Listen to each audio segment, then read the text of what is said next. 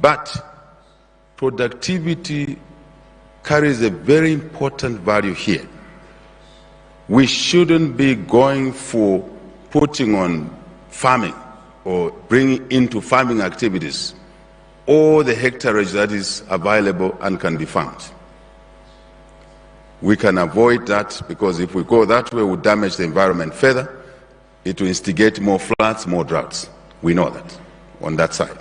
I think we should drive productivity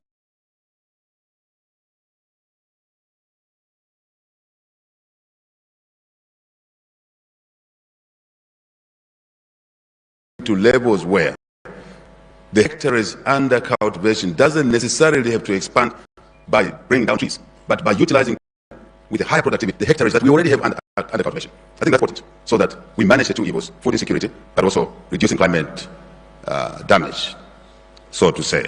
I think then we'll be more and more complete as a continent. I must also say, again, with the drive on climate change, droughts, we need to invest in agriculture driven by irrigation as much as possible. So I'm just touching on things that I think we should be alive to as we come to maybe reaching conclusions whenever we do that. Precision irrigation is very important.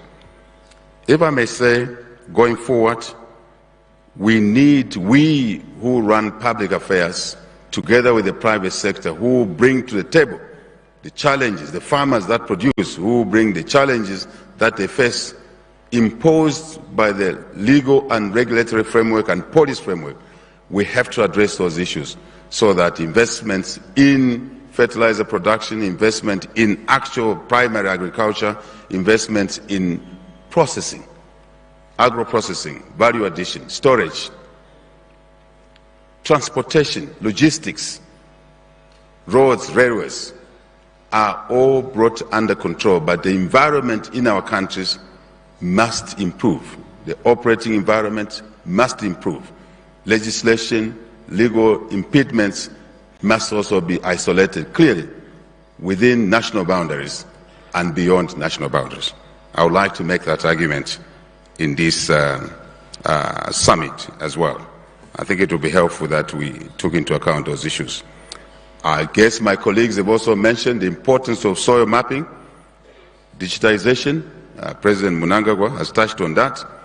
Is extremely imperative. Maybe we should set targets as to when we should conclude this baseline work, such as soil mapping, Prime Minister, and digitization, so we can improve knowledge of what soils we have in our countries, across our countries, on the continent, and being able to talk to each other, sharing best practices. I think this is important in my view. And then we'll be able to manage our soils better, sustainably, without damaging them, but we'll also be able to use fertilizer in the correct way. I do believe that this we can do under 3 years. We should set ambitious targets in order to address the laxities out of the Abuja Declaration. We should set tight timelines, targets, realistic, yes, but they must be ambitious, because Africa cannot wait. The young population needs food, vulnerable families need food, young population need jobs. They need jobs not just in primary production, but also in secondary industries arising from agriculture, produce as food, raw material, but also industrial raw materials. I think it's very important that African Union Chair, we consider these tight timelines so we can be, if you like, remedial to the challenges that we face following the Abuja Declaration. If I may also say, we in Zambia are committed to the declarations that we make here. And I believe all of us should be committed. And maybe what is important is to work out a matrix of implementation measures that we can share as a common checklist, all of us.